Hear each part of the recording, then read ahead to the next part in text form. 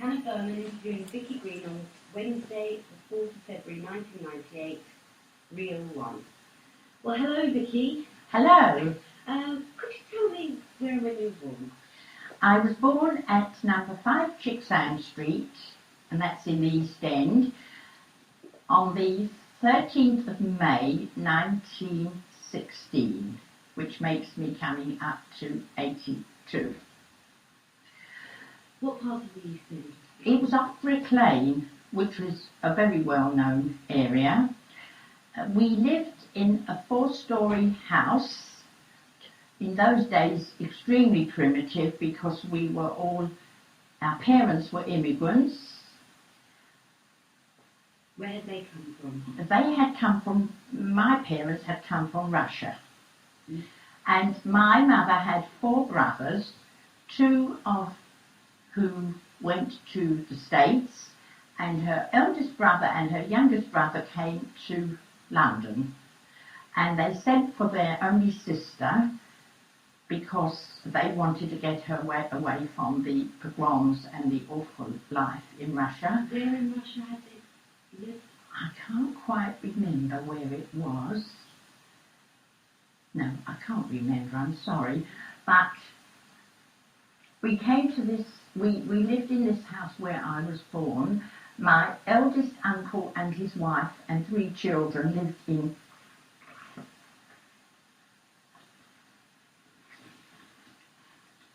May I go back on this?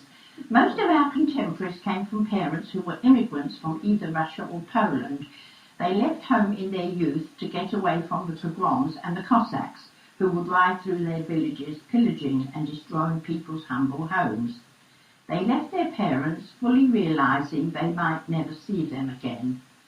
My earliest memories are when, as a child, we lived in a 3-storey house, 2 rooms on each floor. My eldest uncle and his family on the ground floor, another uncle and family on the 1st floor, another on the 2nd floor, which was my aunt's family. My dad and mum and 3 of us children on the top floor.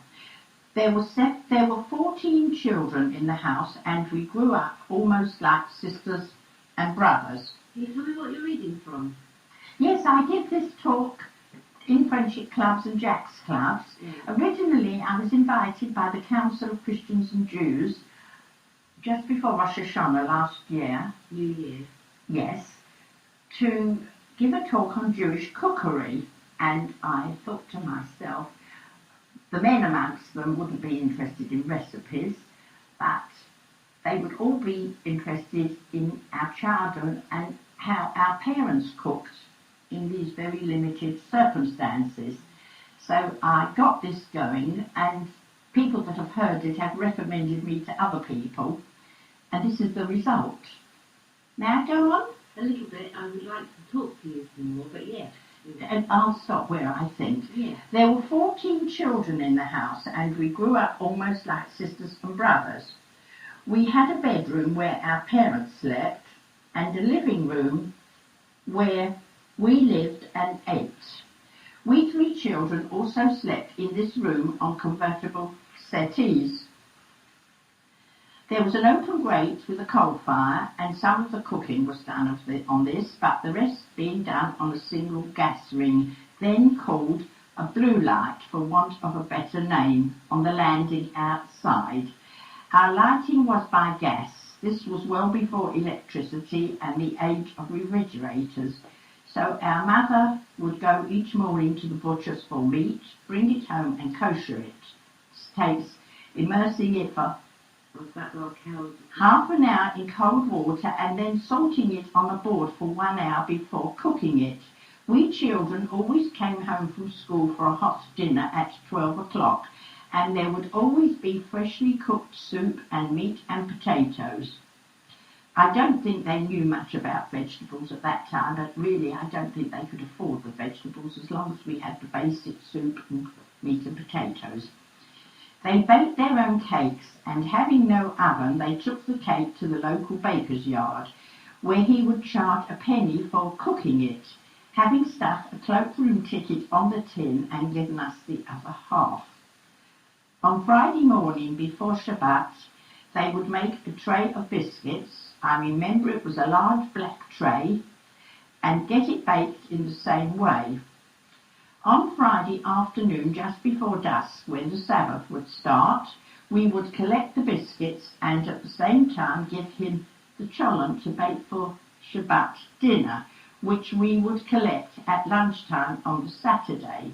This cholent, which many of us make to this day and bake in our own ovens, is a casserole consisting of a bed of butter beans topped with potatoes, meat and a dumpling made with grated potato. This is seasoned with a little brown sugar added and topped with boiling water. Do you want me to stop there? Just for a minute, yes. Yes. Yes, I'd like to ask you some questions. I'd like, describe your mother for me. Oh, she was lovely. I have a beautiful photograph of her. She was a typical Yiddish mother. She cared for us. She would take the food off her own plate and put it onto our plates. In those days we had open coal fires with an old-fashioned grate to protect us from the fire.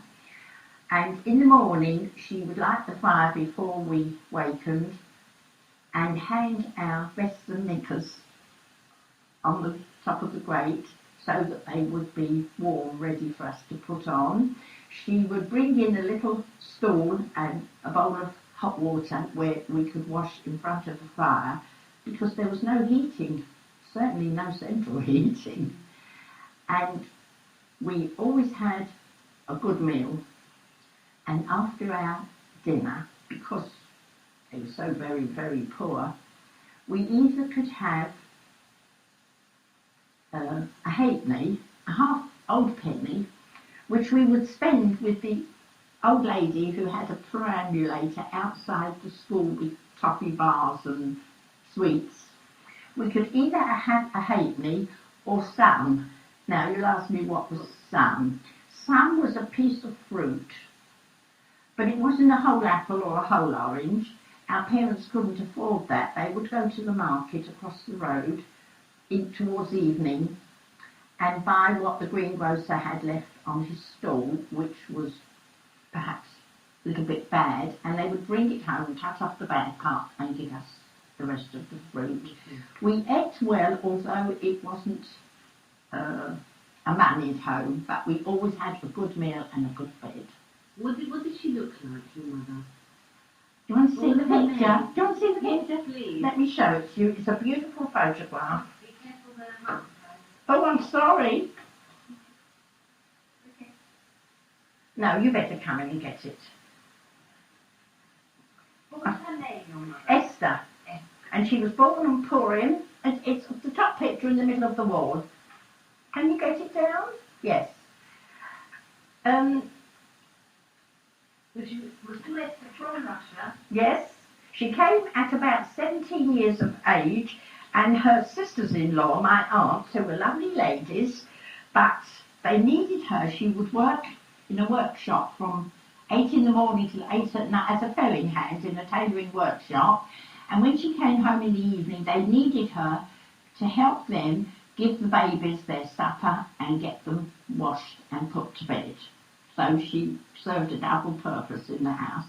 And then she married. No, she was shorter than I am. Perhaps a little bit more plump than I am. So about 5'2". Something like that, yes. But she was lovely. And she was a wise lady, very kind, always helped somebody else. Neighbours were always in trouble, having more babies or sick or... Did she always work apart from in the home? Always.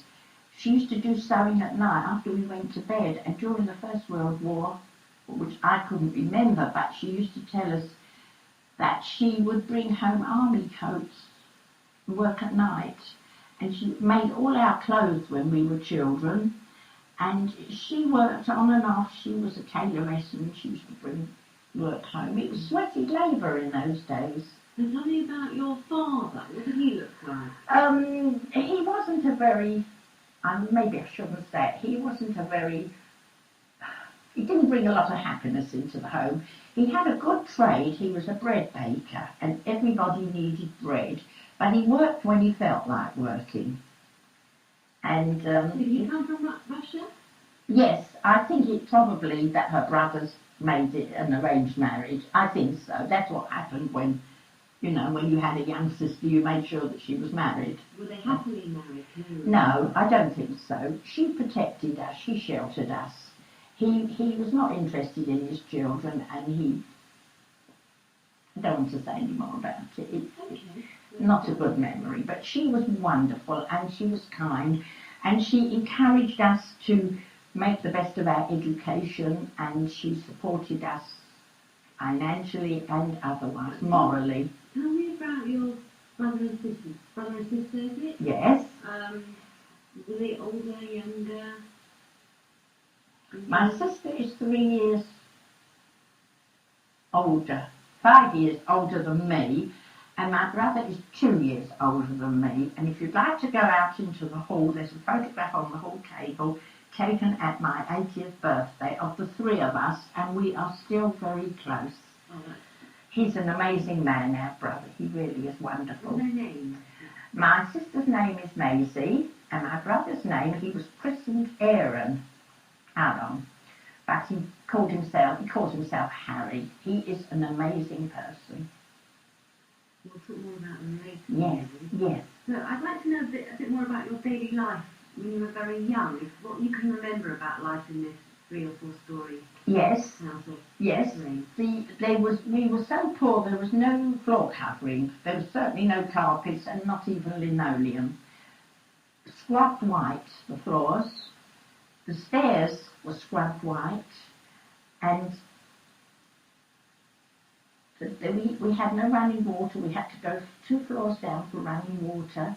So I can remember on the landing outside our kitchen door there was an old tea chest and 2 buckets on.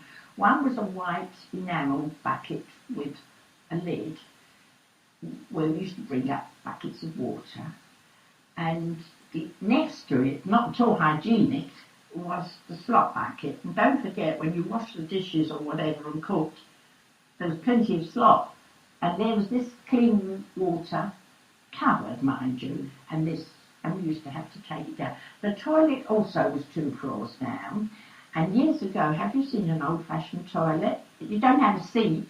It was a wooden,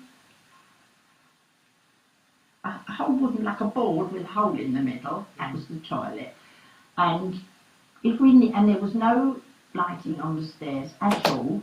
The rooms had gas lamps, Veritas gas lamps, and if you accidentally touched the lamp with the match, it just disintegrated. We were always going to buy gas lamps. There was no lighting on the stairs at all. So when we went down to the toilet on 2 floors down, we used to have to go with a candle, right? And I was petrified. I've always hated the dark. One of my cousins once went to the toilet with a candle and put it on the seat and set her nightdress alight. Sunday mornings, my aunts and my mother used to go down into the backyard on the ground floor to do the washing. There was a big copper which they put wood under and lit it to heat the water in the copper. And they used to do their washing. And of course there was nowhere to dry the washing, so we used to have washing lines on the staircase. And every Sunday when we go up and down the stairs, there was wet sheets flapping in our faces. It was a very primitive life, and it's only now that I realise how very, very primitive it was. But we had a very happy childhood. Did you have toys? What toys do you remember, or what games did you play? We used to play in the street. We used to play, the boys played football, and the ladies who had their windows broken used to come out and say, go and play outside your own house and break your own mother's windows. We used to play, in those days, cigarette packets contained pictures, and we used to collect these pictures and put them on the windowsill outside and blow them, and if you could blow it enough to turn it over, you won another picture or something like that. The games was self-made. We would have a book, I don't know where we got a book from, and we would cut pictures out of the comics. The comics were bought by one of my other uncles that perhaps had a little bit more money than us, his children, and the comics would be passed right round the house. And then we would cut the pictures out at the end and put it in the pages of the book, and it was called pin-a-pick. And you gave your friend a pin, and they would put the pin in a page, and if they won a picture, because not every page had a picture, then they would win the picture. And we would play. Did you have any books? No, well, our parents couldn't afford that sort of thing. We used to go to the library in Whitechapel. There's a very, very good library and reading rooms, and we used to go there to do our homework because we couldn't do our homework at home because our mothers would be cooking on the table and there would be people talking. We used to go to the Whitechapel library to do our homework. We couldn't afford books. There was a school right opposite to where we lived. It was called Chipsad Street School, and our penthouse, if you like, windows overlooked the school playground. And I went there when I was about 3 years old. Children started school very young in those days because the mothers had other babies and there was nowhere for them to play indoors. So I started school there, and after about a year, the school closed down, and I went to Deal Street School, which was not far down the road. And the Salvation Army took over this school building, and I remember the old Queen Mary. Now that must have been something like 1922, 23, 24. Queen Mary came to officially open this Salvation Army home, and because we had front view, we looked down and we could see Queen Mary walking through the playground. That's something I will always remember. There was a crowd. Oh yes, lots of people. Yeah. Tell me about the ethnic mix in your immediate area. It was all Jewish people. It was all immigrant families. And most of them couldn't speak English. Our parents spoke Yiddish until they got a bit older. And my mother was a very forward-thinking lady. She never had the opportunity to go to school either in Russia or here. But she learned to speak quite nice English, of course with an accent. She never had the opportunity to learn to read or write, so she couldn't read a paper. But when the television came along, she was a very avid viewer. No, it wasn't the television, it was the radio. The wireless, as they called it in those days. And she used to listen frequently, and she knew the name of every news announcer. Do you remember when you first got a wireless? My brother-in-law bought a portable wireless. I tell you, I was about, let me see, 15 at the time. That would be 1930, 31, 32. And it was this portable thing, and it wasn't electrically controlled. It had a battery in and an accumulator. An accumulator was it looked like a battery, but it was filled with acid, and you put the plugs into it. And I remember going around the corner to this little shop to have the accumulator charged. So while the accumulator was being charged, we couldn't listen to the wireless. Do you remember any particular programs or things on the I can't remember the wireless then. I can remember it during the war years, 1939 onwards. I can remember that. And by that time, my mother used to watch the television, and she used to say, "That's Alvar Liddell. Now, he reads the news at whatever o'clock." And she got to know the names of the politicians, and she used to say, "You can never get lost if you've got a tongue in your head." She could travel. She could read the numbers on the bus. Did she travel, when you were young, did she ever travel far out of No. These things? Never.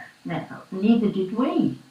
We used to go and play in Victoria Park, that's in Hackney. That's the nearest park.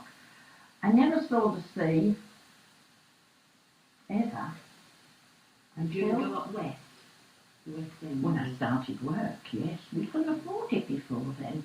When I started work, I was having 6p a week pocket money, and I was 17 years old because I went to a grammar school. My mother insisted, and she said, no matter what, I won a scholarship and I went to Central Foundation School, Hospital Square, and it came with a grant of £5 per term. That's £15 a year. And that was for the school uniform. Okay, let's go back to your earlier school days. Yes, yes. So, can you tell me about your school? I started at Deal Street School. It was a boys and girls school. The boys were on the ground floor, the girls were upstairs. And because we were upstairs, our playground was on the roof. So we used to go up to the top to play netball. The toilets were on the roof.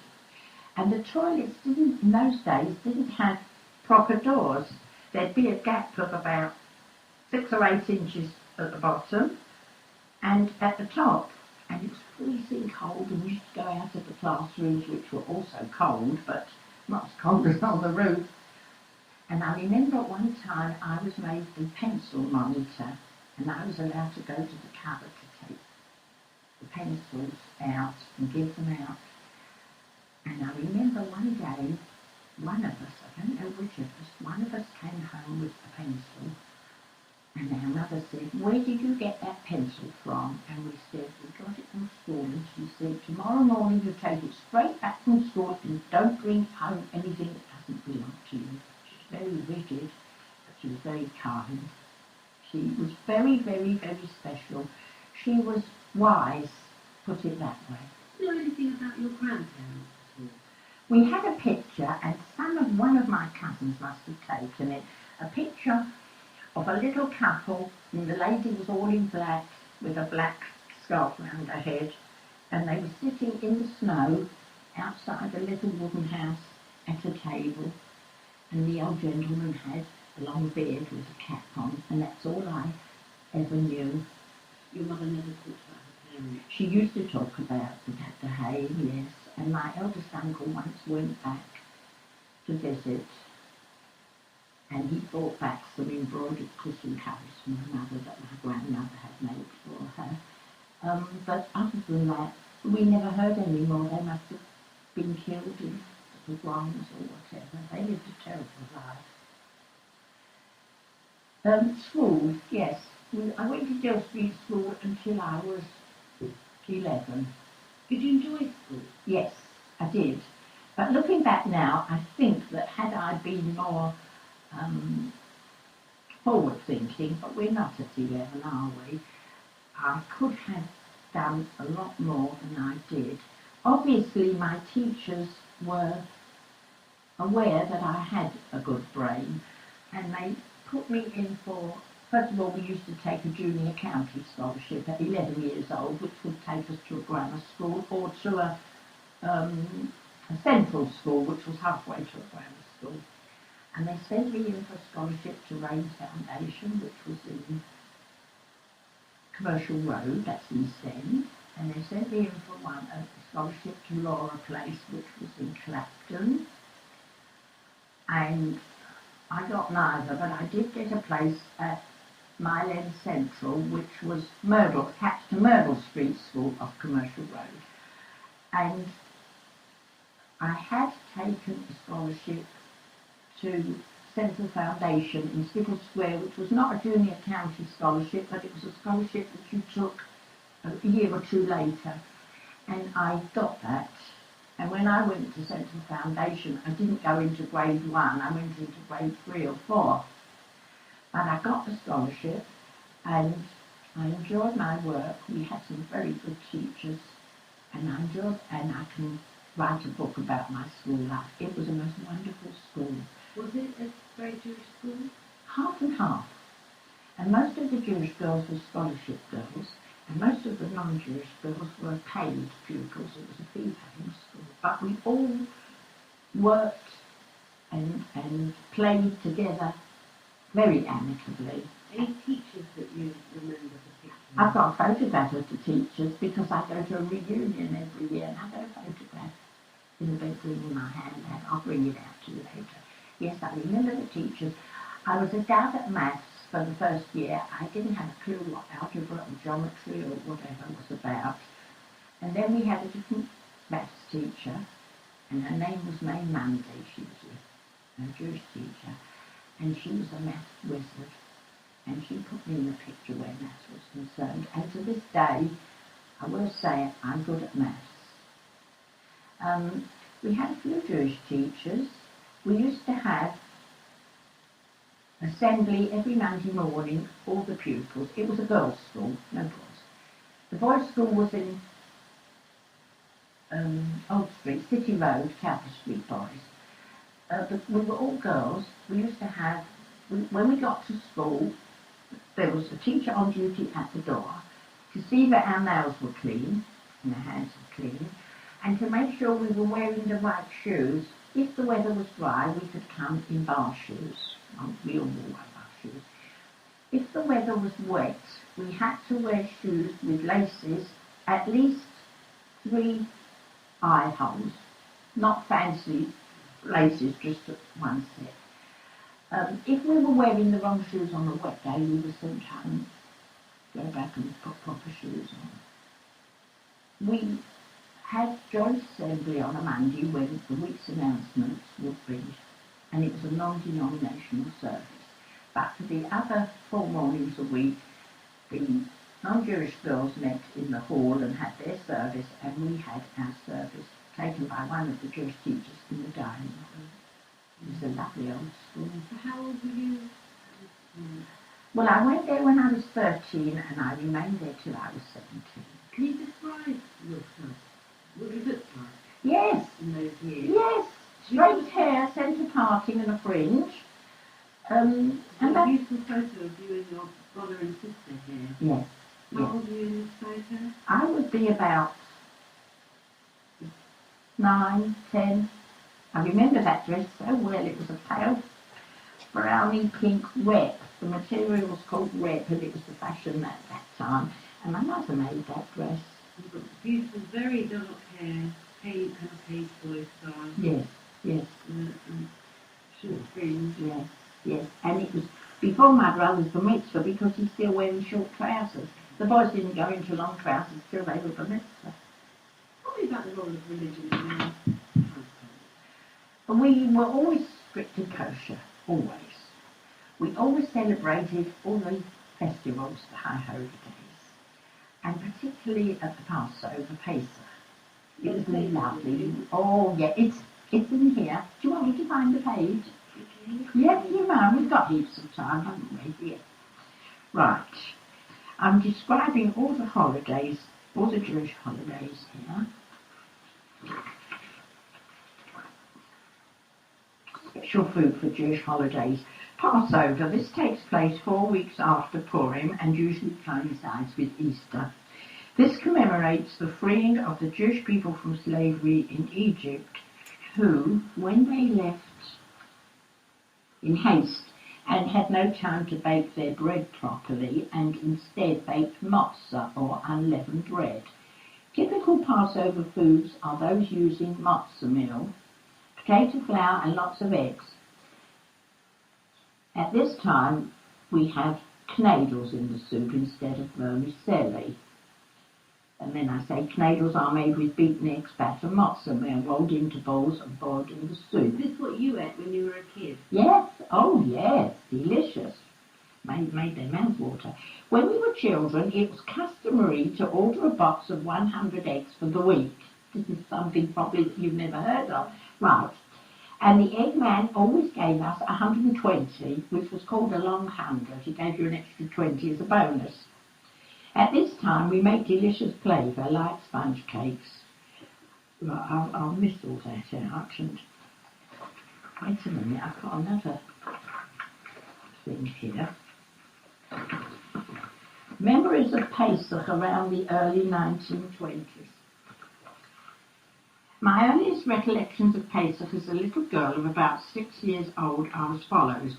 We lived in a 3-storey house in the East End. My mother's eldest brother, you've heard about all that. Before Pesach, there was much activity, both inside the house and outside. My uncles were cabinet makers, and they would bring home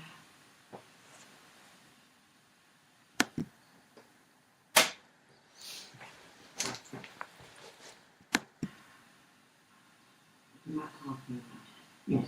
Before Pesach, there was much activity, both inside and outside. My uncles were cabinet makers, and they would bring home a plane to take the top chametz level off the white scrubbed tables. We didn't have polished tables in those days. You had chametz. A chametz is all the year round when we eat bread and flour-containing foods. You have to get rid of that. We were not allowed to have flour at Passover. They would level off the white scrub tables. Every year the tabletops became thinner. In the street, the brick wall under the windowsill had to be whitewashed, as did the brick wall in the backyard where the gas stove stood near the copper where the washing was done every Sunday morning. All this was roofed over with corrugated iron to keep the rain off. Because we were so cramped, my aunt on the ground floor had her cooking facilities in the backyard. About a week before Passover, a white enamel bucket filled with water and peeled beetroot, covered with a lid, would be stood on a stool in the corner.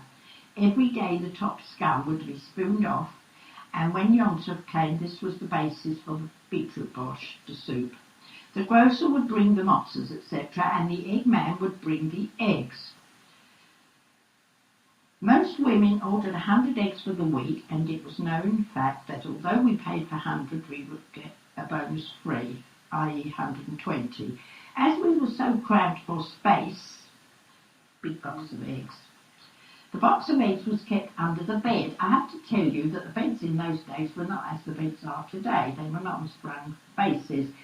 The beds were higher, and it was on a sprung base, and the mattress was put on top. Therefore, you had, 15, 18 inches of room under the bed where all the family kept their shoes. And to pass over, the box of eggs would go under there. Talking about beds for a minute. Yes. Did you have your own bed? No, we as children, there was no room in the bedroom. We slept in the kitchen. My sister and I slept on a put-you-up, which was a settee that opened, and my brother slept on a white wooden, it was like a wooden sofa. It was hard wood. My mother used to put a feather filled, like a duvet, eider down, which was what she brought from the Hain, from Russia. When they came, the first thing they brought with was their bedding. And he used to sleep on one of these, and she'd cover him up with another one, so he'd be nice and warm. As we were so cramped for space, the box of eggs was kept under the bed. When we started making the claver with sponge cakes, the egg whites were beaten with 2 forks until they were frothy.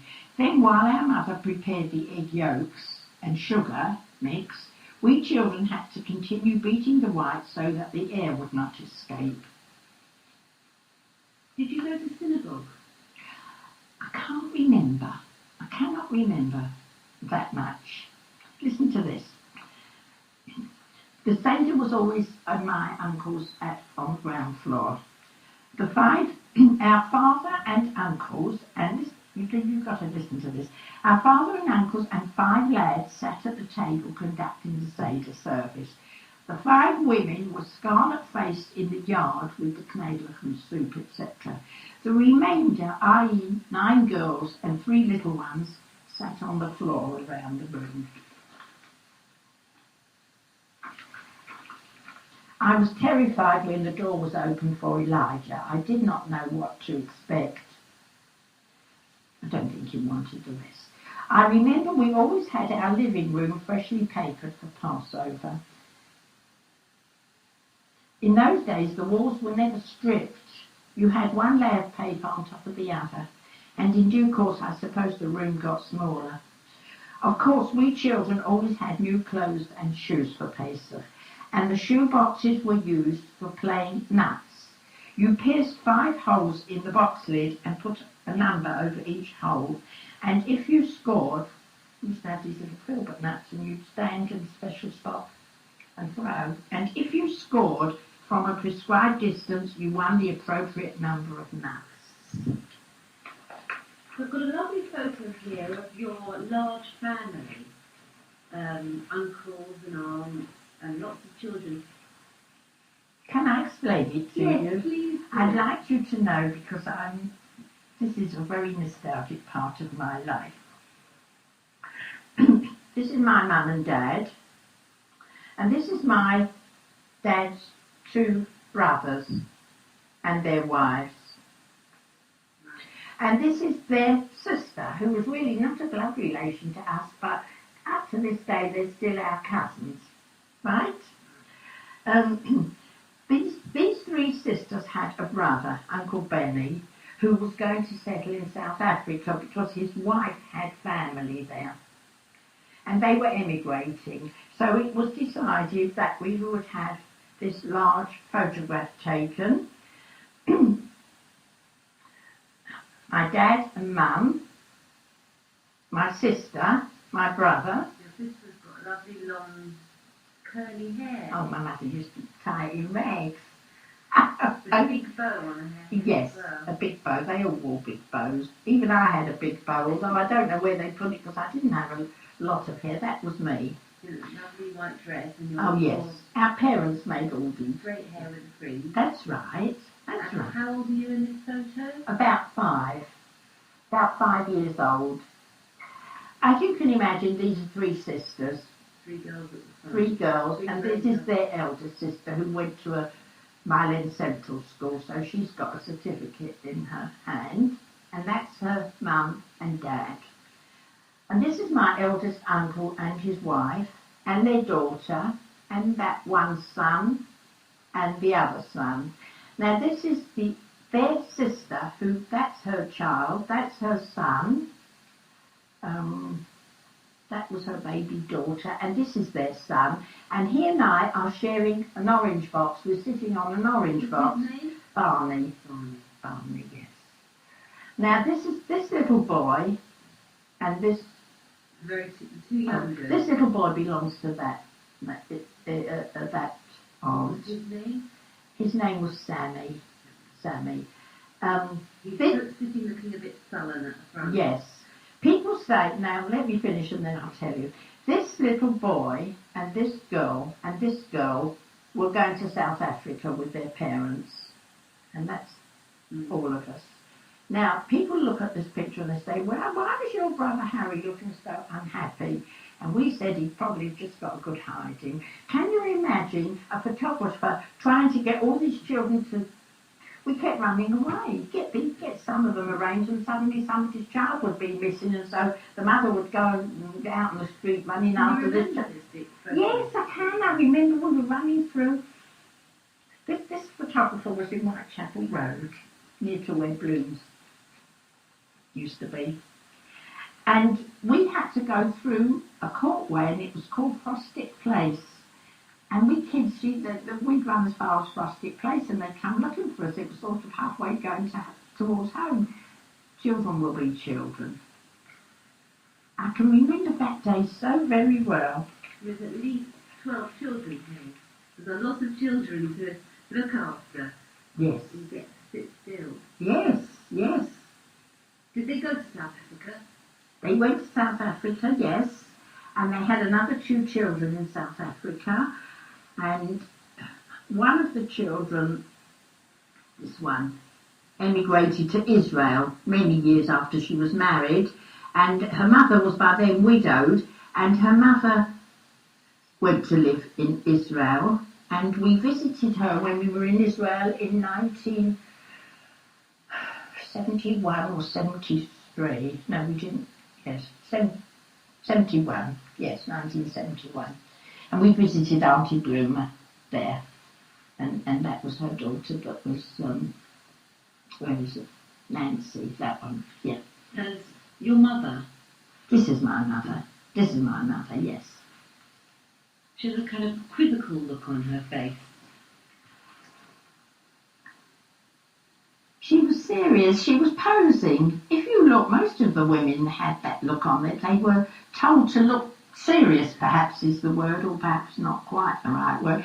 But I can't see anybody smiling on this picture, can you? Maisie, my sister, had a half smile. Yeah. But look, everybody looks very serious, don't they? We were told, I suppose, to... A grand occasion. Well, it was.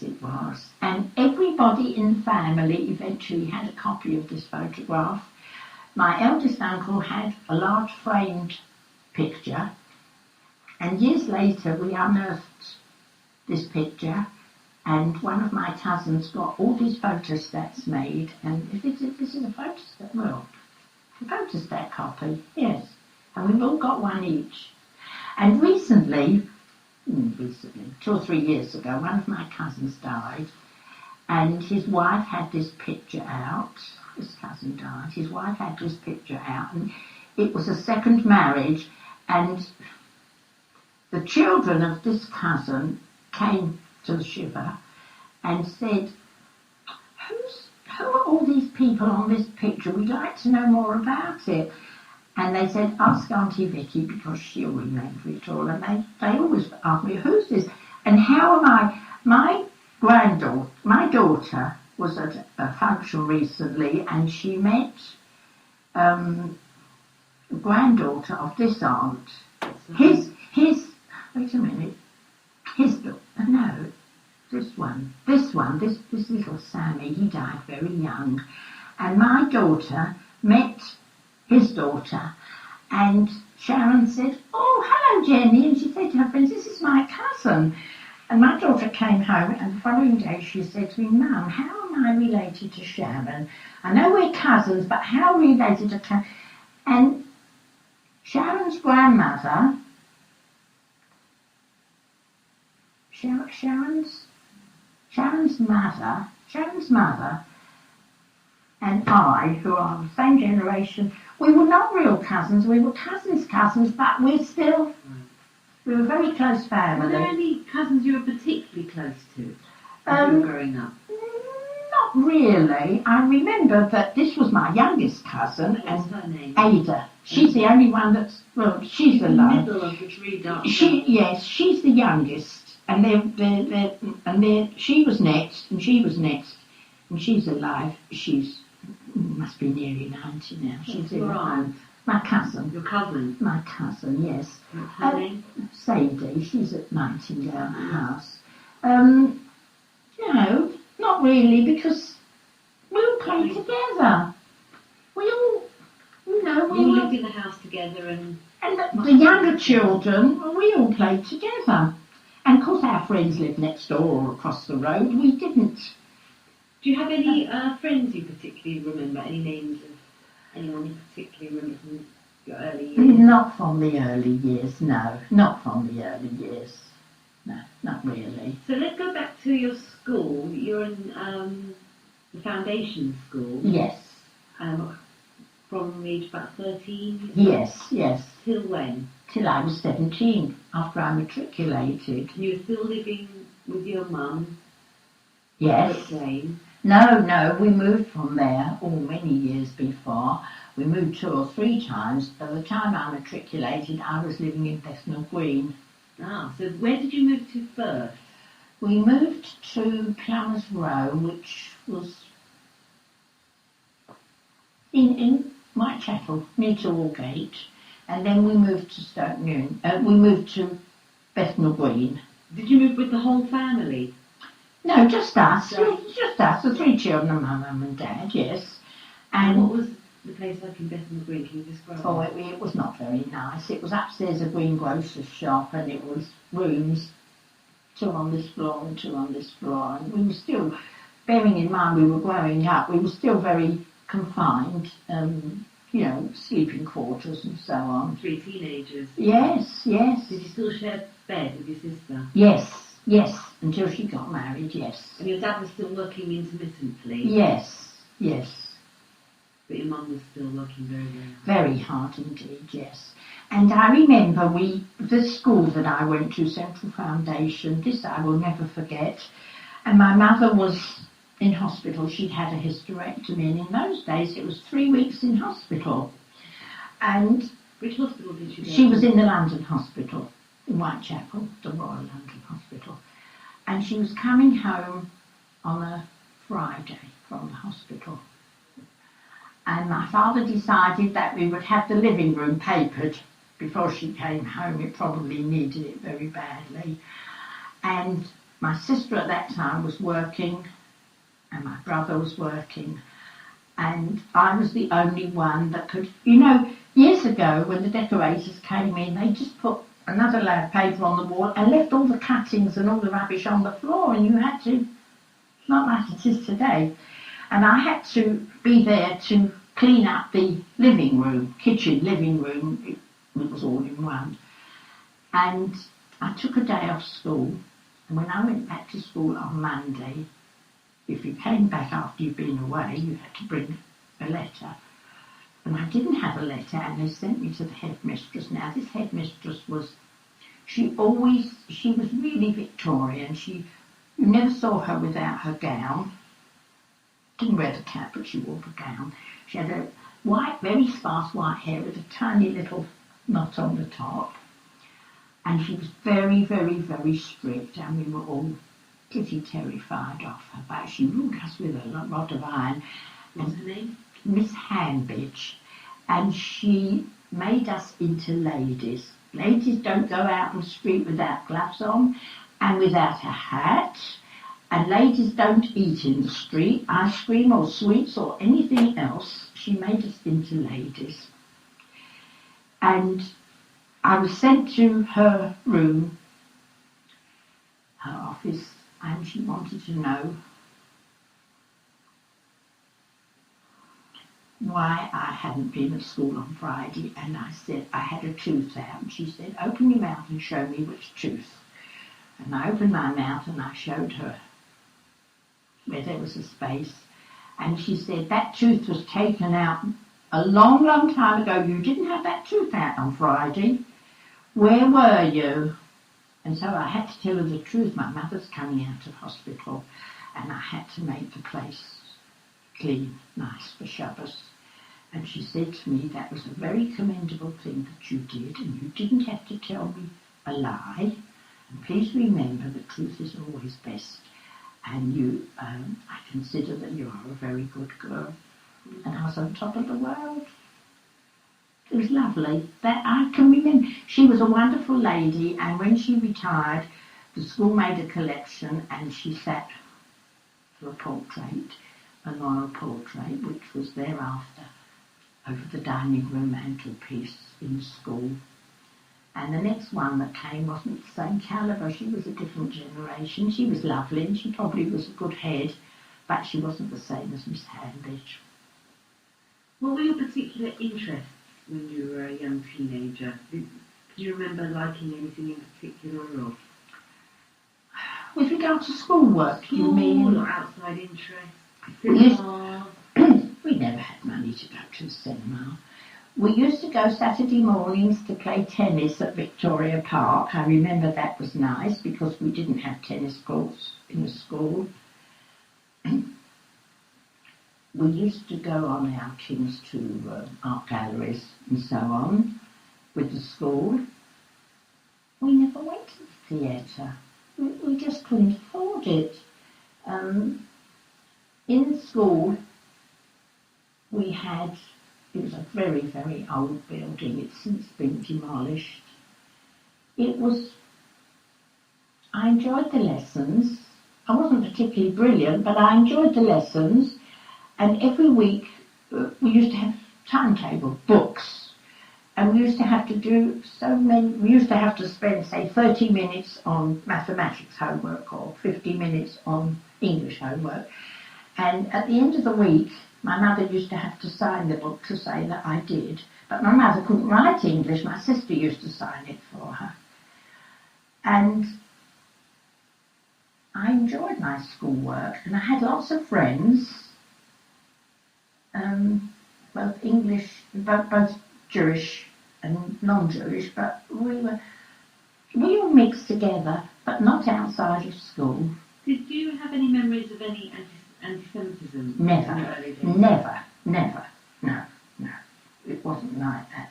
As far as I was concerned, it wasn't. And I remember the Spitalfields Market, which is now closed, the wholesale fruit market. I remember when it was first opened and the school was on one side of the square. And Queen Mary was coming to open the fruit market officially, and we girls were to have an allotted space on the pavement. And I woke up that morning with a swollen face and I couldn't go, and I was so disappointed I got the mumps. I missed the great day. Yes, at school I enjoyed maths because I got to understand it. I liked English, although I didn't particularly shine. I was pretty good at French. I enjoyed the science classes. I was interested in the science classes. I was hopeless at art. Hopeless. I was the bane of that art teacher's life. I enjoyed cookery. I used to have a cookery kitchen. And when I got to matriculation, I was not really matriculation standard, but when the results came out, I had matriculated in science and credit in French, and that passed me. How old were you then? 16. And even the teachers were amazed. We cannot understand how you made it. And I came home. I didn't make too much of it. When I came home, my mother had been in the corner shop, in the corner grocery shop. There used to be a Jewish grocers on every corner. And she'd met a lady there who had heard, before I got home from school, that I had matriculated. And this lady said to my mother, "Oh, congratulations." My mum said, "What for?" And she said, "Oh, your daughter's matriculated. How wonderful." And my mother came home and she said, "What's it all about?" And I said, "Well, this will entitle me to further education." And she said, "Well, I want you to go to college to learn to be a school teacher." And I knew that we were living in dire circumstances, and I said, "No, Mum, there's a very good commercial class in the school, and that's what I want to do." So what did you do? Oh, I went into the commercial class. It was a year's course, but you could leave earlier if you wanted to or needed to. We started in September, shorthand, typing and bookkeeping. And I learned all those things, and I was not bad at it. And I decided by the April, which was after the 2 terms, that I would leave then and get a job. And because I had lived such a, I won't say sheltered life, but we hadn't travelled. We never had the money to go on buses, or we used to go on the old trams years ago, but we never had the money for travel. I didn't know how to travel on the tube. So when I had to go up to Westminster for an interview, and I got on the Circle line, I went all the way round the Circle instead of going 4 or 5 stops, because I didn't know better. Of course, I was late for the interview, and that didn't put me in a very good situation. And at that time, it was very, very, very hard to get a job. It was a lot of unemployment. I started work in 1933. Right. Spring 1933, and you had to take whatever you got because... What job did you get? I was a typist, shorthand typist. My first job was in Aldgate in a poky little estate agent's office, and I wasn't getting anywhere there. And I wouldn't give notice. I couldn't afford to be unemployed because I went to work. I earned 11 shillings a week. You were 17 now? Yes. I earned 11 shillings a week, and I gave my mother 5 shillings for my keep. She used to say, "You give me 5 shillings for your keep and the rest is yours, and you buy your own clothes and it pays for whatever you want, your amusement or whatever." At that time I was getting 6pence a week pocket money, as I told you. And then I went to work in a temporary, in a No, I went to a job in the West End in Dean Street, which I hated, but because I needed to work, I stuck it through for about 2 years. And then I went to work in a shipping office in Leadenhall Street. So what was the Dean Street job? They were manufacturers of carnival paper hats and all that sort of thing. So you stuck that for 2 years? Yeah, I didn't like that. And then again, I waited until, they sent me, they didn't need me anymore.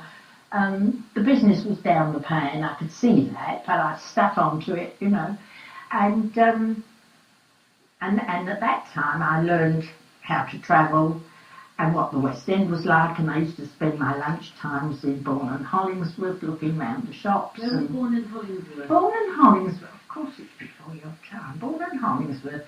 You know Berwick Street in the West End, where Bourne and Hollingsworth were a whole building right opposite, between Wardour Street and Berwick Street, across the other side of Oxford Street. So you then moved to a shipping office? In Leadenhall Street, in the city, and I loved that. Right. I liked that area. It was nice.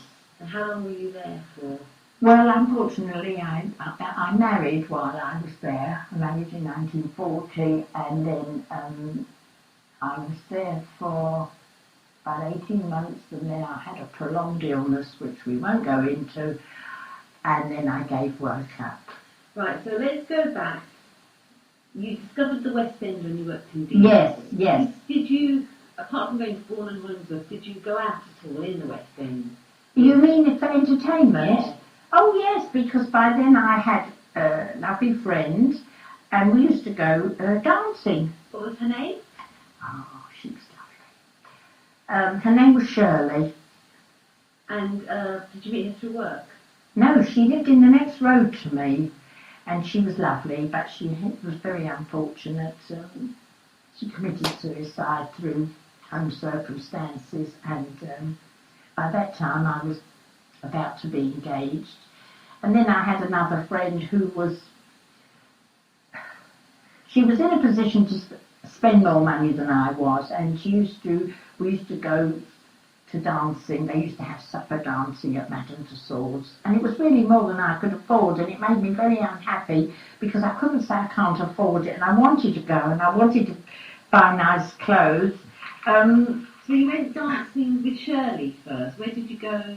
We used to go to the Astoria at Tottenham Court Road. We used to go to the Paramount Cinema, which I don't know if it's there anymore. The Empire Rooms.